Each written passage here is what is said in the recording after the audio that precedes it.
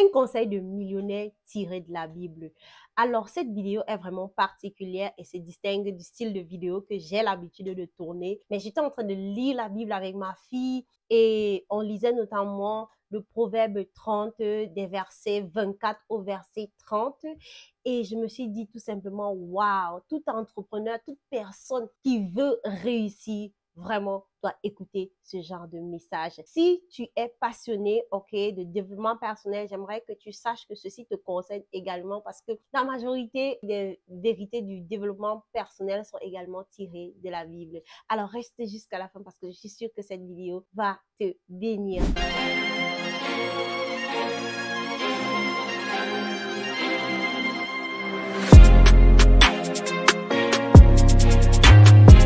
Salut à toi, bienvenue sur ma chaîne. Si tu me découvres pour la première fois, je suis le docteur Valérie Patricia. Je suis médecin dentiste de formation, business coach et j'accompagne les coachs formateurs à être plus visibles en ligne, et à vendre des offres premium. Je suis également passionnée de tout ce qui est entrepreneuriat, business en ligne, création de richesse parce que je suis convaincue que ce n'est qu'en se développant qu'on peut aider les autres.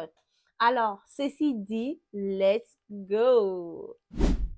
Proverbe 30, verset 24. Alors là, je vais littéralement prendre ma Bible, des versets 24 qui dit ceci: il y a sur la terre 4 animaux petits, cependant des plus sages. Ce qui veut déjà dire pour ma part ici que la sagesse, c'est ce qu'il faut rechercher. Ce n'est pas parce qu'on est grand ou bien gros, peu importe notre taille, le plus important, c'est la sagesse. Parce que si tu veux diriger des affaires, si tu veux aller à des hauteurs, s'il te plaît, tu dois rechercher la sagesse de diriger tes équipes, la sagesse, de diriger des connexions, les personnes qui viennent à toi. C'est très important si tu veux prendre de l'ampleur dans tes affaires. Alors, on continue au verset 25, Et là, c'est vraiment le premier principe que je voulais vraiment qu'on retienne ici, qui dit ceci: les fourmis, peuple sans force, préparent en été leur nourriture.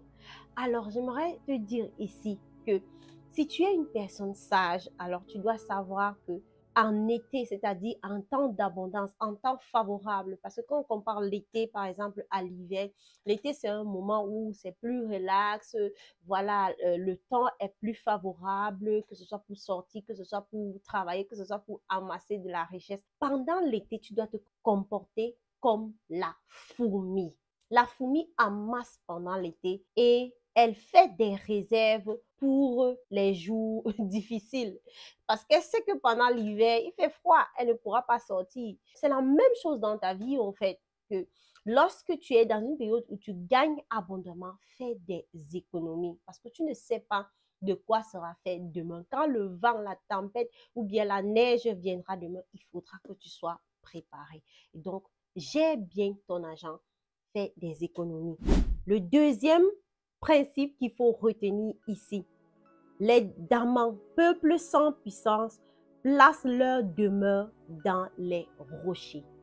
Alors, moi, si je vais te dire que je suis chrétienne, et ma fondation, c'est ma foi en Christ. Ma fondation, c'est ma foi en qui m'a créé.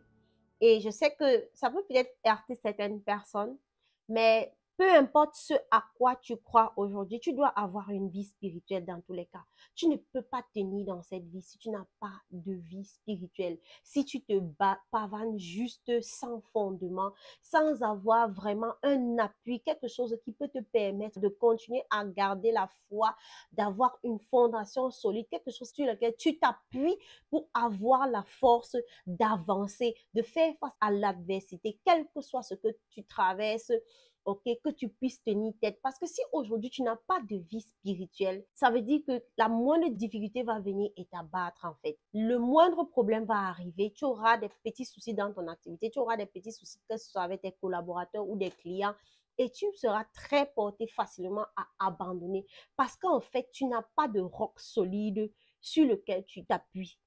En quoi est-ce que tu crois?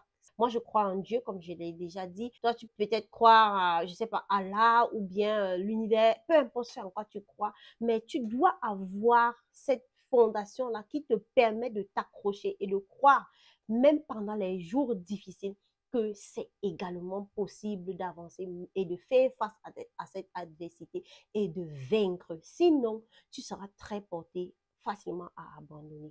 On va passer au verset 27 qui dit ceci: les sauterelles n'ont point de roi et elles sortent toutes par division. Oh my God! C'est-à-dire que quand j'ai lu ça, j'ai immédiatement vu la discipline. C'est-à-dire quoi? Quelqu'un qui ne sait pas s'auto-discipliner ne peut pas réussir. Elles n'ont pas de roi, les sauterelles, mais elles sortent par division, c'est-à-dire qu'elles sortent alignées, disciplinées. C'est-à-dire que tu dois pouvoir, en tant qu'entrepreneur, en tant que personne qui veut réussir, tu dois pouvoir t'auto-discipliner, tu dois pouvoir t'imposer de faire des choses que la majorité n'aime pas faire. Tu sais quelle heure il est ici chez moi en Allemagne actuellement, à l'heure où je tourne cette vidéo? Il est, je regarde mon ordinateur, il est minuit 26 pendant que je tourne cette vidéo. Et je m'étais déjà dit, je vais tourner 2 vidéos et envoyer à mon monteur. Nous sommes le lundi et nous sommes même déjà le mardi puisqu'il est minuit 26. Ok, mais je suis en train de tourner cette vidéo. En fait, je devais normalement dormir plus tôt, mais la mise en ligne de la première vidéo que j'ai tournée, d'accord, a pris plus de temps que prévu. Le temps que ça passe là-bas, j'ai décidé de faire la deuxième vidéo et quitte à ce que je la lui envoie demain. J'aurais pu décider de procrastiner, j'aurais pu décider de renvoyer à demain. J'aurais pu décider de me coucher et de dormir, ok? Mais j'ai décidé de me discipliner parce que mon objectif, c'est de pousser cette chaîne YouTube et de bénir le maximum de personnes. Déjà, si tu n'es pas abonné, toi qui regardes, abonne-toi s'il te plaît et lâche-moi un pouce bleu sous la vidéo, d'accord? C'est gratuit, c'est totalement. Le quatrième principe qui vient du verset 28, le lézard saisit avec les mains et se trouve dans les palais des rois. Waouh! Ça veut dire, qu'est-ce que tu sais faire avec tes mains? Quel est ce talent que tu as, que tu peux perfectionner aujourd'hui pour que demain les rois te cherchent? Aiguise ton art, aiguise ce que tu sais faire, perfectionne ce que tu sais faire pour que demain tu sois cité dans la cour des rois, pour que demain les grands voyagent pour venir prendre ton service, pour que les grands de ton pays t'appellent pour venir délivrer ton service. On a vu sur la toile d'Orbidi, d'accord, qui aujourd'hui cuisine pour des grands tels que Mira Cosmétique, Muriel Blanche, et j'en passe pour ne citer que cela. Pourquoi? Parce qu'il a aiguisé son art, il a travaillé son talent culinaire et ce qui fait que de partout dans le monde, je pense que même l'université Harvard, les étudiants de l'université Harvard, il avait préparé pour ces étudiants-là. C'est pour te dire qu'aujourd'hui, si tu aiguises ton art, si tu deviens talentueux, tellement bon, compétent dans ce que tu fais, les rois et les reines vont te chercher pour prendre tes services. Et le quatrième principe, ok, au verset 29, il y a 3 qui ont une belle allure et qui ont une belle démarche. Mais il faut comprendre que être beau, être belle, c'est bien, mais ce n'est pas le plus important. Ok, tu vas écouter ce qui va suivre. Être beau, belle, jolie, c'est vrai, il faut se mettre, mais ça ne suffit pas au jour d'aujourd'hui pour être prospère. Ça ne suffit pas pour conquérir le monde. Si tu es beau, belle et que dans la tête, tu n'as rien, c'est problématique. Ok? Donc, dans la suite, on dit, pour le 5e principe que je voulais partager avec toi aujourd'hui, le verset 30, le lion, le héros des animaux, ne reculant devant qui que ce soit. C'est pour dire quoi? Le lion ne rentre pas en arrière. Quand il veut chasser sa proie, il ne recule pas. Il calcule bien et il l'attaque. Oui, et quelle que soit la difficulté, il fait tout pour vaincre. Il ne recule pas devant la difficulté. Comme tu l'auras compris, ici tu es invité à adopter cette attitude de lion dans cette vie et de faire face à l'adversité.